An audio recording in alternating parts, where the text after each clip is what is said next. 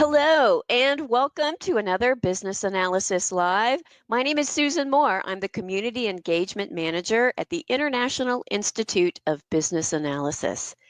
We talk a lot about AI these days in our space, this business analysis space that we're in. And you might be thinking, well, I'm using AI at work, maybe I'm using it at home.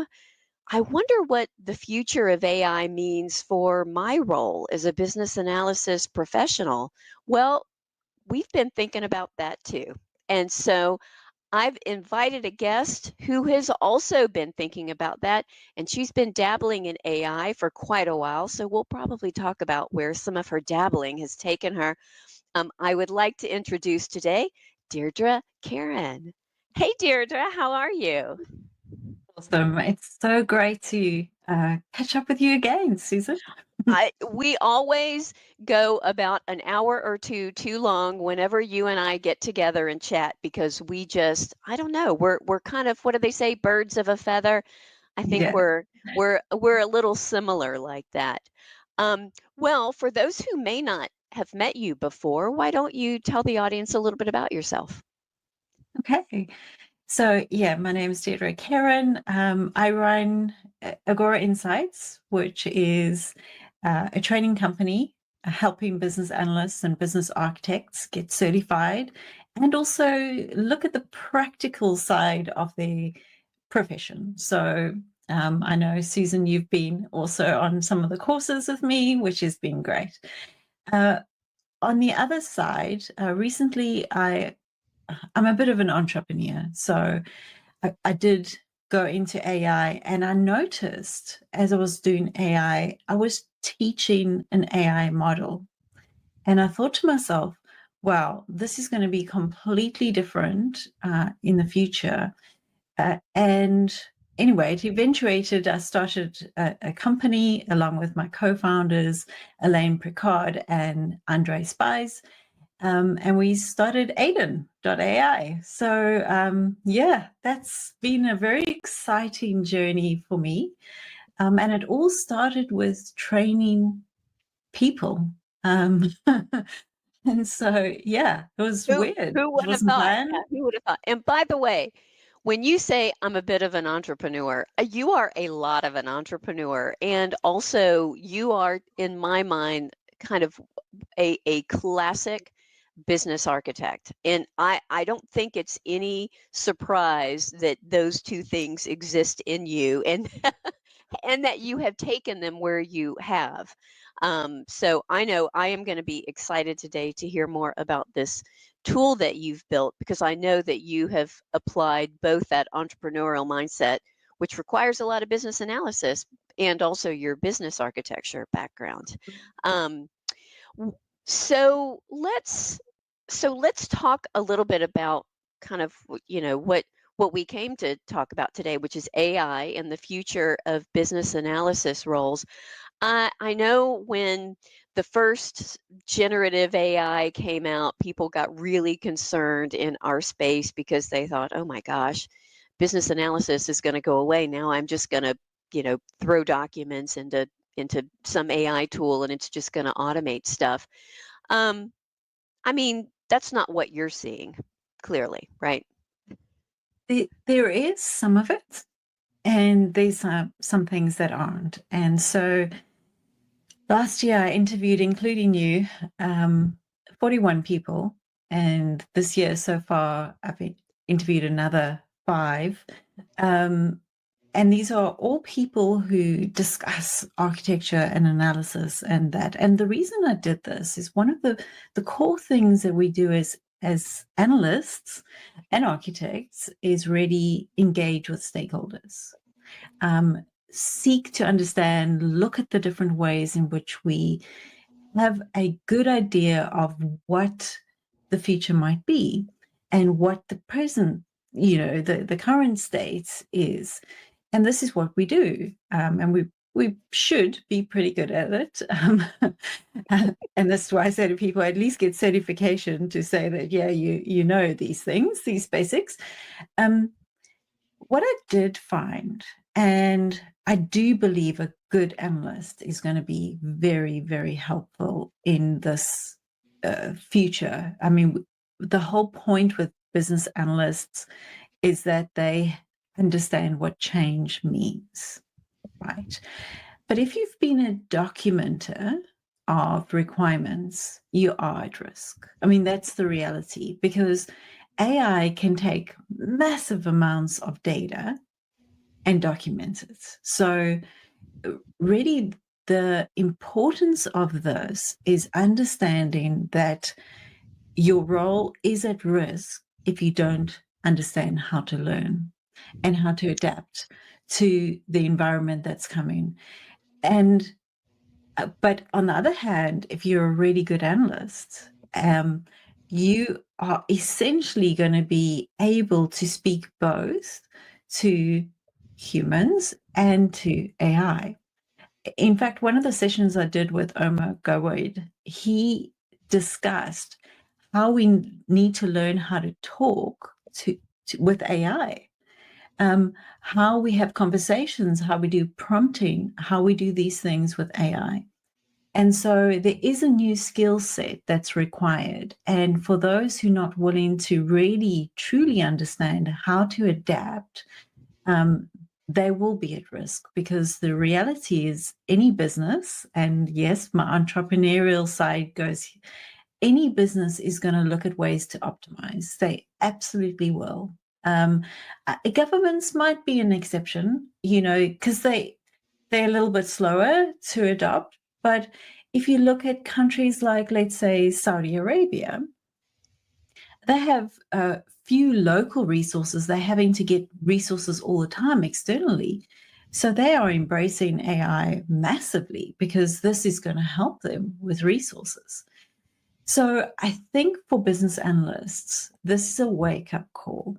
And it is looking at your role, looking at what you do, and this is where Babok is amazing, what you do as a business analyst, and then how do you add another stakeholder, which would be AI, to your list of things to do, and use AI as one of those things. It's a complete change of thinking, from, AI is a tool to no, AI is a resource. And I've been saying this for a year, and I mentioned to you a little bit earlier, just before we started, was what I recognized was that training humans and training AI had a very similar path. And as a trainer, I was like, this is odd. I've never experienced a tool that I need to train. I've never experienced the opposite. Right. Yeah. So anyway, that's the long version of your question. Well, no, I think, but there's a lot in there. That I think we can take anywhere in this conversation. So, I also think of business analysis professionals as professional learners. I think I did a talk about this. Like, our job is not to know everything, but it's to be able to parachute into a situation and to be able to very quickly learn things. Yeah. And that, I think, that sets us apart from any of this AI that we're using, because we have the ability to take in so much more context about a situation than AI ever can. But you have to go in, I think, with the mindset of, I'm here to learn. Yes. which 100%. is quite different. And if you give up that role, if you say, nope, my role is just to write things down, then I agree. You will be replaced. Yes, absolutely. And what you will also need to understand, I suppose, as an analyst, is that yes, you need to embrace the change, adapt to the change, learn about the change. But you also have to unlearn certain things. Because, for instance, when you are looking at AI, right, the way in which you would, let's say, write a prompt or have a conversation with an AI agent or assistant or whatever terms you want to use, you're going to have to unlearn the way that you did things previously. And so there's a process of, in the change, it's unlearning. In one of the podcasts, there was this discussion around what does unlearning mean and why do we need to unlearn things? And so the way that we think about processes will change. So unlearning means that in order for us to move forward, we have to also accept that sometimes we've got to go, we did that, we learned all of that, but actually it's not relevant anymore. And so I have to unlearn that to redo that. And in my personal experience, I had this exact process that I had to go through when I shifted to architecture, because I'd been so process-centric, looking at how processes work, whereas architecture talks about capabilities and, really setting up structures and things like that. And so I was trying to figure out, how do you fit architecture into business analysis? But actually, they're not the same thing. What happens when you start unlearning is that you learn new things, and then you can apply your knowledge, even from what you did previously, and work that way. So, yeah, unlearning is going to be an important part of this journey as analysts. Yeah, that'll be a new skill, is the unlearning. Yes. And by the way, what a great a great example from your own life, because for the brief little bit of time that I was a business architect, you're right. I was doing different kinds of things. My mindset was in a different place. I was definitely working with a different audience. And you've got to be ready for that. And that's something that you've got to get comfortable with in this world, is being able to unlearn. Yep. Well, I suppose business analysts have to be the super flexible person. I know. And don't you find that sometimes I think business analysis professionals, we are also sometimes the worst at change? Yes, because you get We tired. You get Yes. so tired. Like, yeah, oh, here's another thing I need to investigate, and here's another thing. Yeah, I Yeah. agree. But again, that's the thing that is needed in us. And so if you are someone that does not like a lot of change, it's something that you maybe need to unlearn, I guess, because I think in the future that is going to be a really critical. I don't know if it's a trait, if it's a mindset, if it's a whatever, but being able to change and being flexible, I think those are really critical. Um, you talked about also AI as being a stakeholder. Now, another thing that I like to say a lot is business analysis is a relationship business, and I usually mean a human relationship business, but now I maybe need to think that it can also be an AI relationship business. We've been very entrenched as business analysts in understanding the relationship with technology and, people and the business and so forth. And so when you think of AI as another tool, and we're bridging the gap between stakeholders and AI, some of that is true, but some of it isn't true. Part of the learning is going to be having to embrace AI as another stakeholder in the conversation. Think of it this way.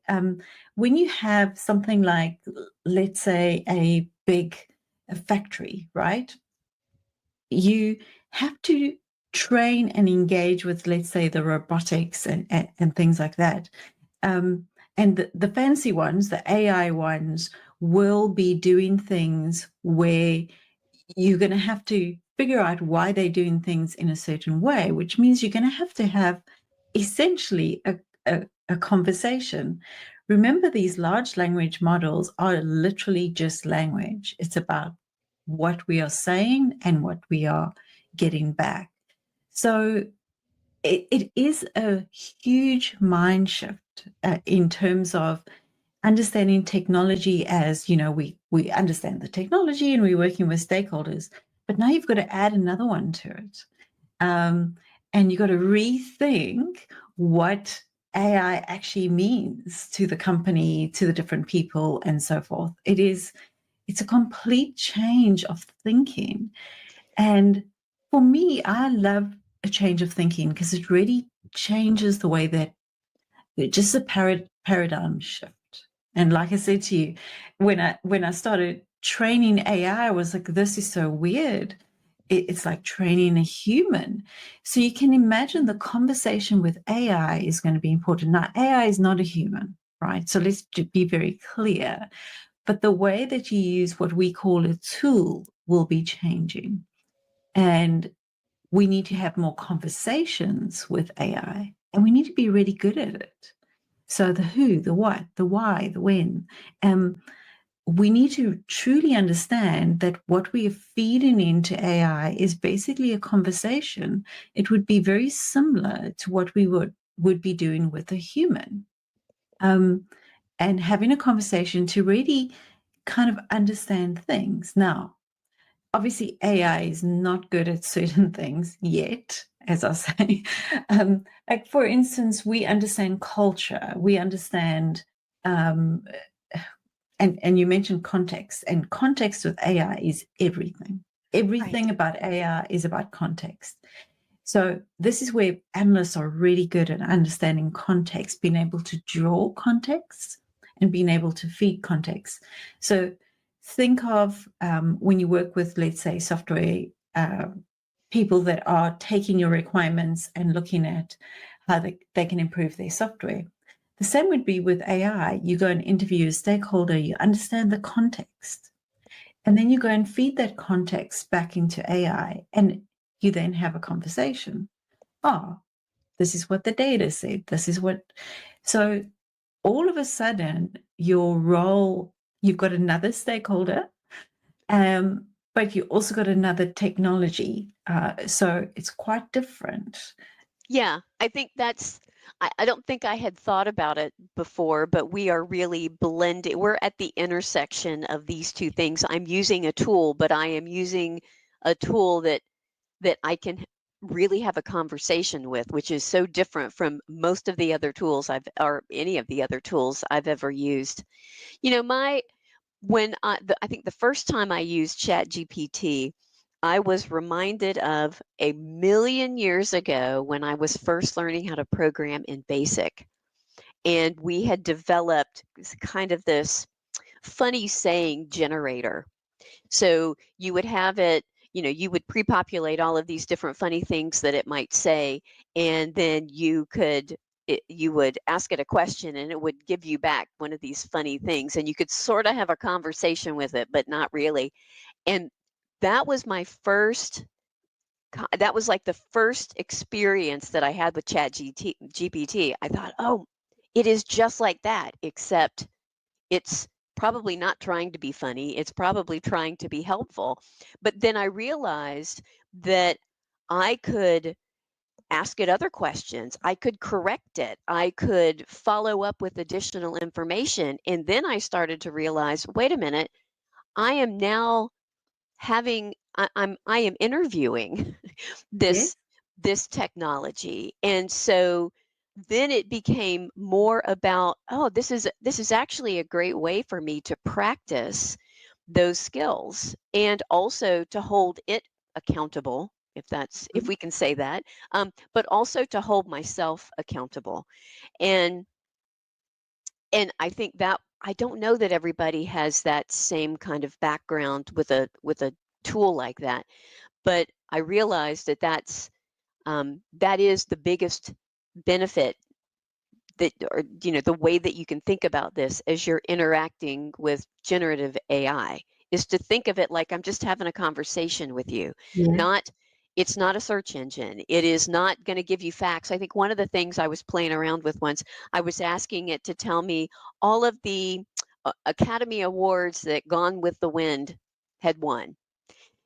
it was wrong. It made up actors. It just made up a whole bunch of stuff. And that was my reality check of, okay, if I want good information, this is probably not where I'm going to find it. But if I want to talk about something and explore a topic, this could be a good tool to do that.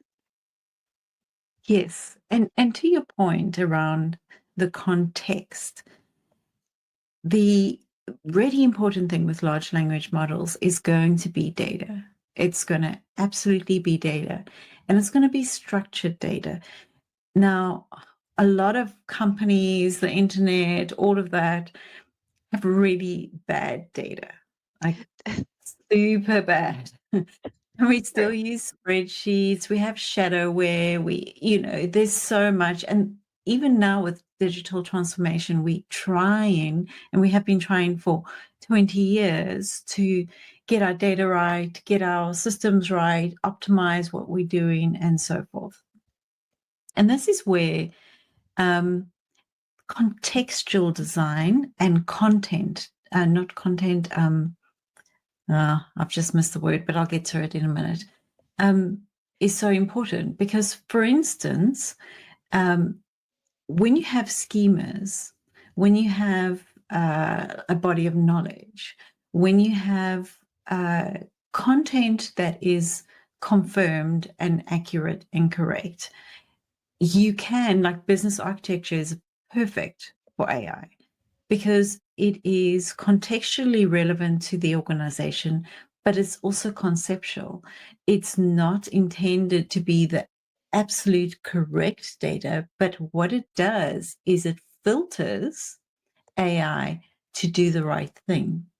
And so that is an important part to understand. And I'm not trying to make it about data because we're not talking about analysts but you have to understand the brain behind the AI is going to be data.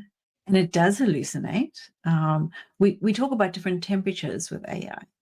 So in AI, you can actually, when you are chatting to a chatbot, preferably one that's been trained. So I don't think yours was trained in movies. So it's just pulling up stuff, from everywhere. But when you're looking at a trained agent, AI agent, you are teaching them, just like if you were going to become a CBA or a ECBA or CBAP or any of those ones, you need to train it as well to understand what its role is. Why is it giving you these answers? And it's got to be connected to a data set, right? This is why AI is important for enterprises, really, really important. It has to have a data set. So let's just talk about user stories, for instance. User stories we often make up, right? They're made up and they're conceptual and they're there for software developers to understand what they need to look at and for whom and why and what. AI can do user stories really, really well and super fast. Super, super fast. They can do thousands and thousands of user stories. But it's the context that matters, right? So you in healthcare, it's going to be quite different from if you are a retail organization. The user stories are going to be completely different. So what are we feeding AI? What information are we feeding it? And what data are we feeding it? Now, we do not have to have perfect data.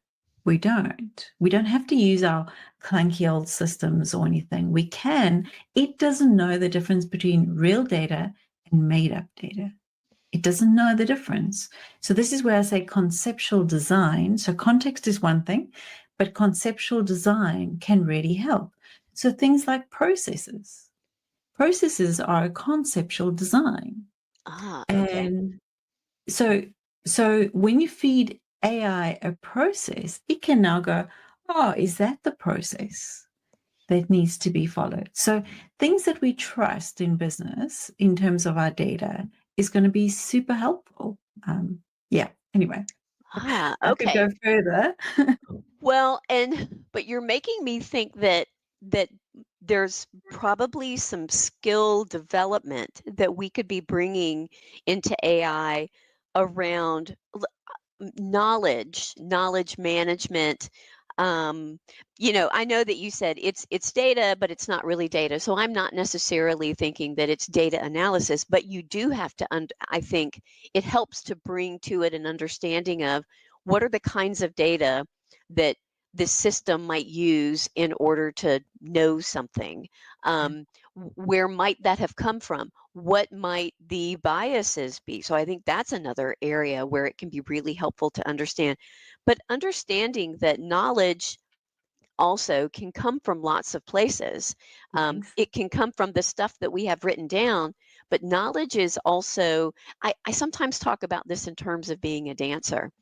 I learn a dance, I will learn choreography from an instructor.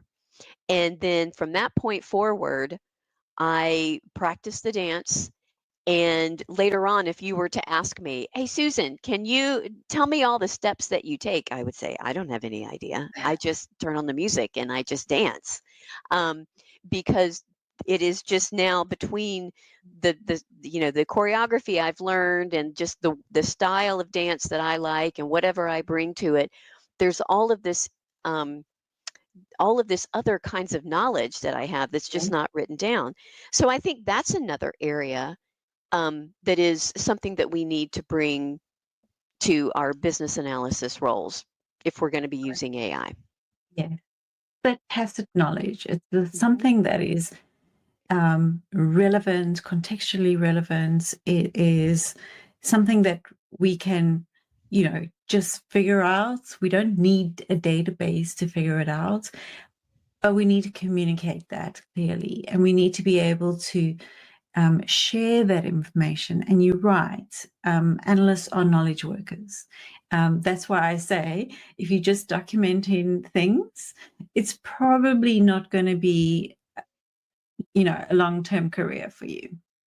But if you understand what knowledge is, understand that there's multiple types of knowledge that you need in order to do things. I don't know if you've seen that wisdom pyramid, right? So at the bottom, you've got data, then you've got information, you've got knowledge, and then you've got wisdom.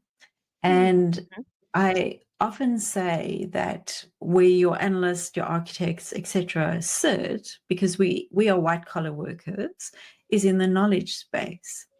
AI right now is in the information space. And so it can provide information. So the data that we feed it has to be relevant, for it to understand the information and be able to interpret it. What analysts have mostly been doing, though, is trying to gather information. And that's what Yeah. takes forever.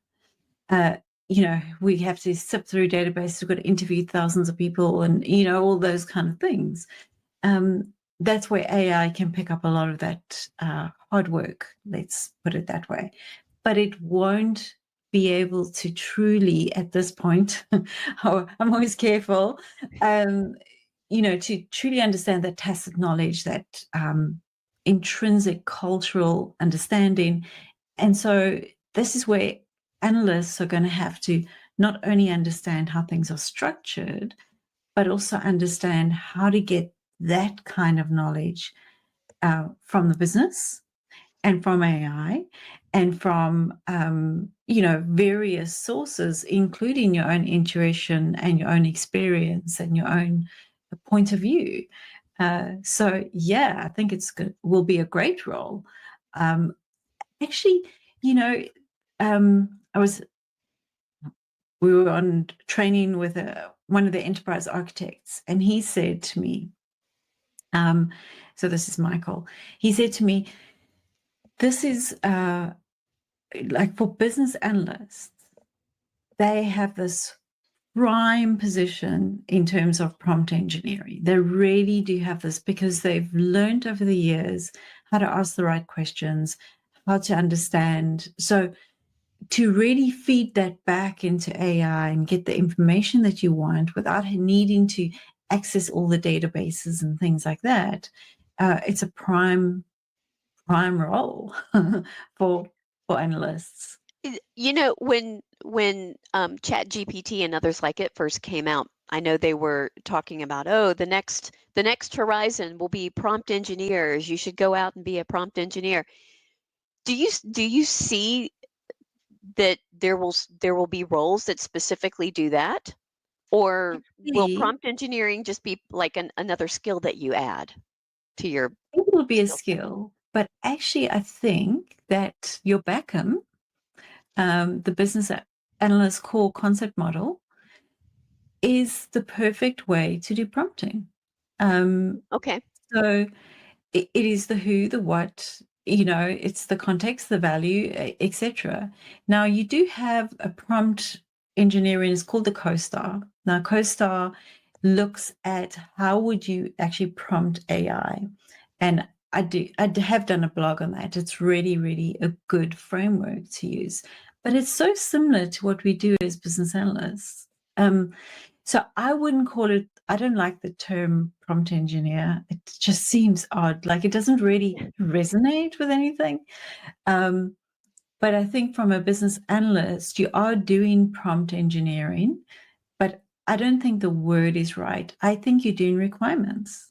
So Yeah. you are literally prompting AI to understand the requirements that are necessary in order for you to have the knowledge so that businesses can make decisions. And so, yeah, I know that that's the term that's been used because it was created by engineers. But Yeah. you know, but in reality, and this doesn't matter what role you're playing, you're following the Beckham. That's the reality. So I think that's good. And if BAs really understand that they're following the Beckham in their prompt engineering, and they should look for tips like the CoStar framework on how to do. Do you know that they have prompt engineering competitions in the world? No. They Yes, they do? do. Really? They have like this worldwide competition around the best prompt engineer. I never even knew that. And I was like, that's really cool. So they Huh. go, it's like chess tournaments. They Okay, have the yeah. same thing. Yeah. Like prompt engineering. Fascinating. Yeah. Oh, okay. Well, we'll have to go look that up and see if there's one near me. Now you've got me curious. I honestly, yeah, I think in prompt engineering, in it for my personal perspective here, is that if you are somebody who can ask your human stakeholders really good questions, it's not that much of a stretch that you could also write some pretty good prompts. Now, I think there are some techniques that you can use just because AI is the way that AI is. Um, there are some ways that you do kind of have to build to it, and you can't ask big long questions like I'm sometimes known to do. But there are some tips that you can use. But it is essentially, I think, it comes from the same place, asking good questions of people, prompting AI. Yep. So it is not a skill set that you need to be afraid of or that you need to go take a course in. I think there's lots of I think just doing it, because I think so much of even interviewing is just personal style. Yeah. I think just interacting with AI and you will find what your style is as well. It was really interesting because again, Michael was sharing that he's got a comedian friend and they're talking about the agent. And so with any AI assistant or AI agent, so not just your general chat GTP, you'll get generic answers, right? But once you start training an agent, so they trained a comedian to mimic the comedian as a like a test. And the jokes that came out were quite profound. And the comedian was, what? Um, so once you've trained it to think like you, so even as Susan, you can train a Susan model. And so obviously it will never be Susan, but it can do some thinking like you. and it's scary. It It's is scary. scary. I've heard of they've been using some AI bots for to help folks with grief. Mhm. That there's a way that you can train them to be like your loved one, and then these bots allow you to interact with them as if you were interacting with your loved one, which is Not sure I like that. I'm not sure that I like that either, but I guess if your grief is so profound that you find that helpful, then that could be a real blessing. Yes, it's a resource that you could Yes. use to help go through that process. But we're already at sci-fi level now. Remember, you know, these kind of movies came out, I don't know, 10, 20 years ago. Right. iRobot and all of those kind of things. Okay, so we're not at Terminator level, um, but but I often say, movies will eventually come true. Um, it's just scary, some of them. But it's really interesting at what you can do and what you can train it to do. I have two AI agents. One's called Anne, and she's an analyst, and she's been trained on Babok, and I also train her on the training that I do. Oh, Um, okay. and so the responses that she gives is very similar to the responses and the way that I train analysts.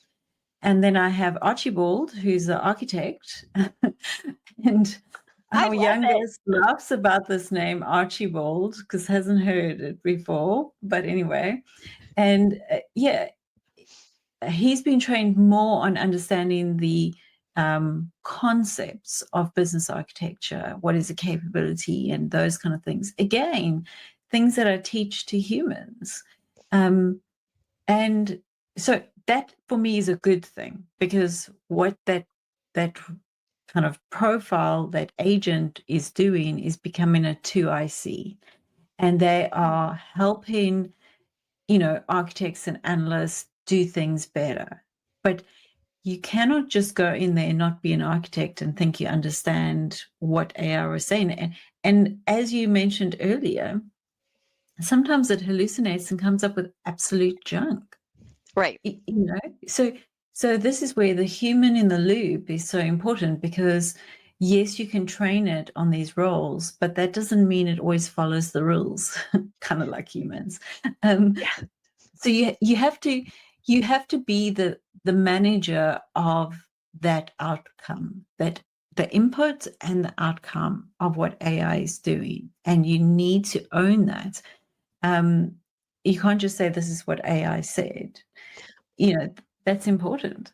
Yeah, that's right. And I think that is also another skill set that you've got to bring to this, which is it is just a resource Yes. that is giving you information. You as the human, and I know that's a thing, human in the loop, HITL, that's a thing. Um, Mhm. you have to determine if it is accurate. But before you just say, well, that's just wrong, sometimes it's wrong because you need to give it more context. And so Okay. knowing when it's wrong, just as if you were, if you were to train somebody brand new on being a business analyst and they were repeating back to you what they learned, but you knew, oh, nope, that's not quite right. Let me ask you the question differently. And then, so that would be exactly the way that you would interact with someone who didn't Yeah. really understand what they were saying to you. So, again, yeah, I was trying to think of like, I think of some of the human skills that we have to bring in to our work, like self awareness and empathy. And I actually think you have to bring some of those into working with AI, even if it's not another human that you're having empathy for. But some of those same things are triggering for me as I'm thinking about how I'm interacting, so much so that sometimes I will even encourage ChatGPT. Oh, ChatGPT, I loved that answer. Can you give me more of that, please? Yeah. ChatGPT loves that. It does. It does. So in some ways it helps you to be more aware of your humanness. Mhm. Because you're I don't know, I think that I don't know, it just comes alive for me in a more concrete way than sometimes it might come alive for me if I'm talking with someone and I'm just sort of I'm feeling the things or I'm thinking the things. Here I'm very aware of, oh, I don't think that information is quite right. Let me ask a different question. So, Actually, it could, and to what you're saying, it could really help us ask better questions too, because to humans, because this is a machine basically, and so you've got to use the right words and you've got to use the right definitions and you've got to say things in the correct way. But with humans, we go, oh, you know what I mean, and we assume people know what we mean. And most of the times people do know what you mean, but actually this could help us be better at sharing our thoughts, our questions, our approach, because we learning a skill on how to write correctly, how to prompt correctly. And therefore that's another skill we've obtained for stakeholders, like human stakeholders. Um, yeah, so learning really is the key. I mean, I suppose learning, being able to engage correctly, whether it's with, AI, whether it's with people, businesses, whatever it might be. I think those skills are really important. And the soft skills are becoming more and more important than ever before. Because a lot of those, skills around, let's say, how you do a diagram or how you do this, I can do that for you in minutes, and I can do it, well, no, seconds, basically. And so having those skills will become almost redundant at some point. Knowing about them is helpful, don't get me wrong, because you know what they're called and those kind of things. But the reality is that we actually want to have a better understanding of what's happening in, with people and the business, and being able to speak with them much better. That's yeah, my view. I think this is I think, as I was playing back over some of the skills that we've talked about so far, we have not talked about things like data analysis or knowing how to do certain technical things.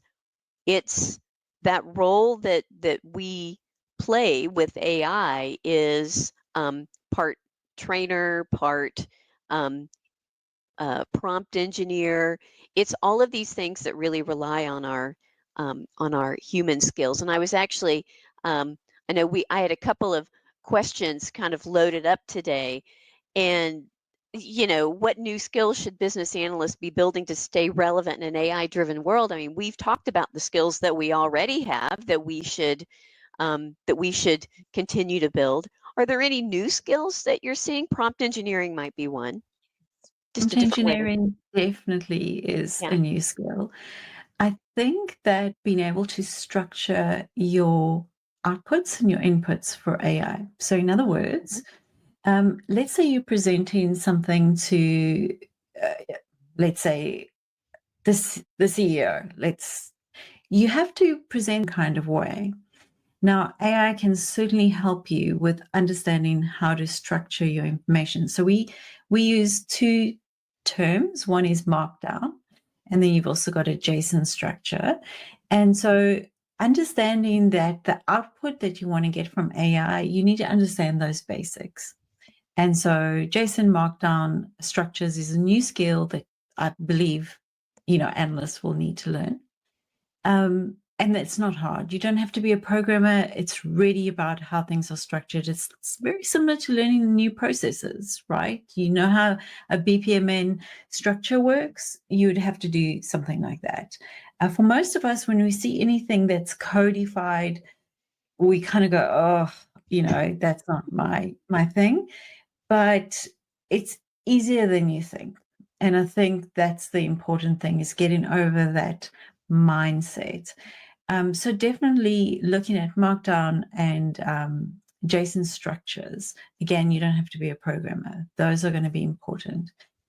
understanding the different types of models, I think, is really valuable, because you've mentioned ChatGPT. Now, you get what's called a large language model, which is a GPT model, which is the way that that works. ChatGPT is just an interface to a large language model. So you'll get lots of interfaces to large language models. But there are, I think in Aiden, we've got about 200 large language models, of which GPTs are one of them. There's several GPTs, by the way.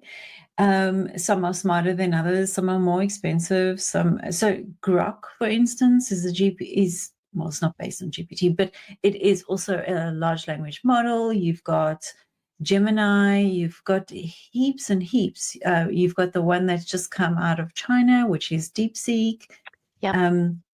And so understanding what models are, I think, is going to be important, because the response you get from AI matters. So and then I would say, lastly, what you need to understand is how tools work. How do systems, like let's say a CRM system, interact with AI? And that's just an API call at the moment. There's actually something new coming out, MCP. But how do you get, let's say, your CRM system to work with AI? And how do you get, and which model do you choose? Do you choose a GPT? Do you, like from OpenAI? Do you choose one from Grok? Do you choose one from Google? Why would you choose these different models? What's the benefit? What's the cost? So when we look at the requirements of what analysts do, when you go in and say, I'm an AI business analyst, it means you understand the requirements of what that particular need is in the organization. And you're doing it, hopefully, without bias. In other words, you're saying, listen, a GPT model is more expensive, but it's the best performance. But very similar to that is let's say, a model like the DeepSeek, and that one is very, it's extremely cheap and very close. And so we would go for something like that. So this is where the requirements and business analysis and helping businesses really understand how to transition and change their operating model is going to be so important for them. Hopefully that answers the question. It does, and I can imagine, because one of the things that I was going to ask you today is business analysis professionals who are helping organizations with their AI strategy or technology. I mean, we often, I think most of the conversations that I've been part of, we've been talking about how AI can enable business analysis, but I know that there are business analysis professionals out there helping organizations to drive their AI strategies. And so I think that's that's a key area. If you are in that position, understanding the models, the tools, what they're best at, what they're not good at. And that is a complete skill set on its own. Yeah. I'm actually launching a course soon with the IABA on the AI Business Architect. And actually, there's a free job description for what that would be, which goes into more detail around those. So just letting you know that that is available free for people if they want to explore a little bit more detail on what these roles are and what they would need to be a great analyst in the era of AI, and how would they learn those things. And again, all of this is completely possible. I mean, you can go and self-learn, you can do, like with everything that we do, learning these things is completely achievable in the role that you have, assuming you're a good analyst, right? That's right. But you can 100% elevate that and just go to the next level. And yes, have good conversations, good requirements, and certainly help businesses truly understand what AI brings to the table and if they should have it or not. Because there's also that don't do anything that's an option as well. That's right. Rather than just adding more things to your technical stack and then having more shadowware and more technical debt with, like for instance, the question is, would you use Copilot? And then the question is, why would you use it? So these are hard questions we ask as analysts. And actually learning some of the language and things that we do in AI is going to really help the business. That's where business analysts thrive. So yeah, we should be focusing on that. Yeah, I would agree. And I think, you've also brought up there that there's a little bit of courage too, because sometimes AI may not be the answer. And yeah, Correct. so And you've and and that's okay. That's okay, because I know that we love shiny things, and I'm not saying analysts, but generally as humans, we like, oh, this is new and so forth. What I can say is I haven't seen it that any of this is going to go away. Like for instance, we have methodologies like agile and design thinking, and so we have these fads that happen, and we learn from them and we improve them, but also we lose them sometimes. But in terms of technology, as in AI, this is not going away. yeah, It's absolutely not. And so equipping yourself as a role to go, I'm elevating my skill set, I'm elevating what I can do. Because remember, your AI technicians don't work with businesses. They are busy designing machines. So who's going to be that bridge between what the requirements are and what the AI can actually do? Also, something I feel really strongly about, Susan, is I've seen in so many cases, businesses have brought in specialist vendors who are just selling stuff to people, and they use fancy words, and everyone's like, well, they must know what they're doing. And so we're just going to say yes, right. right? And it goes over budget, it goes over, like, these things happen over and over again. So some of the value that an analyst can bring is being able to go, hang on, you said this is the model you're going to be using, but these are all the other models you could be using. Why are you saying that, and what part of the business? So yes, asking those tough questions. Obviously you need business that's going to support you, right? Because otherwise you're going to be always that person on the outside being told, oh, they Oh, ask it's the why Susan. She's questions asking all the those questions time. again. Yeah, Yes. um, but it's a great, if the value is seen in the organization, it is super helpful to filter from all of the shiny magpie views, and to go, okay, what's the reality? And yes, this is a great technology that we're bringing in, but the reality is it right for us? And what is right for us might not be the same. And again, the skills of business analysts, how do we do requirements? It'll boil down to this too. But we've got to know what we're talking about. We don't have to yes, know how to do it. We don't have to know how to do it. We just have to know that this is what we have to speak about, and this is what we asking it to do. yeah. And I think that can be, for a portion of business analysis professionals, that can be uncomfortable, because I do think there's a feeling that if I'm if I'm going to ask the questions, then I have to be able to do it as well. And I have never been burdened by that Mm-hmm. in my life. In fact, sometimes not knowing how to do the thing gives you the freedom to ask questions that the technicians could never ask, because they are constrained by the technology and the way that it works. You don't have to be. You just have to Yeah, be able to ask questions, um, and have a direction. So, exactly. well, my goodness. All right. Well, this has been a fantastic conversation, as I thought. It was a little free ranging, but that was great, because I honestly, I think this might be one of the more in-depth kinds of AI conversations about business analysis that I've had. So thank you. Thanks for joining us today. That's been great. I mean, I always love speaking with you. I think it's we have great conversations and Yeah, great things. I encourage people to just play with AI.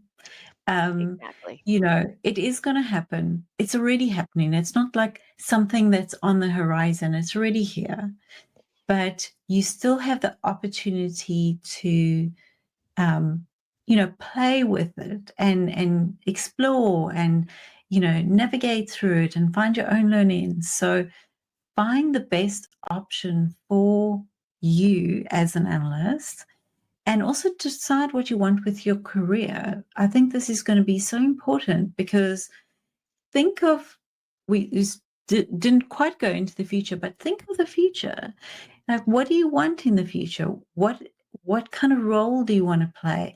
Because this is the perfect time to make it up for yourself because there's nothing out there, right? So Exactly. Yes. this is where you start. You go, I like this, I don't like this. This is where I'm going to differentiate. This is where I'm going to be.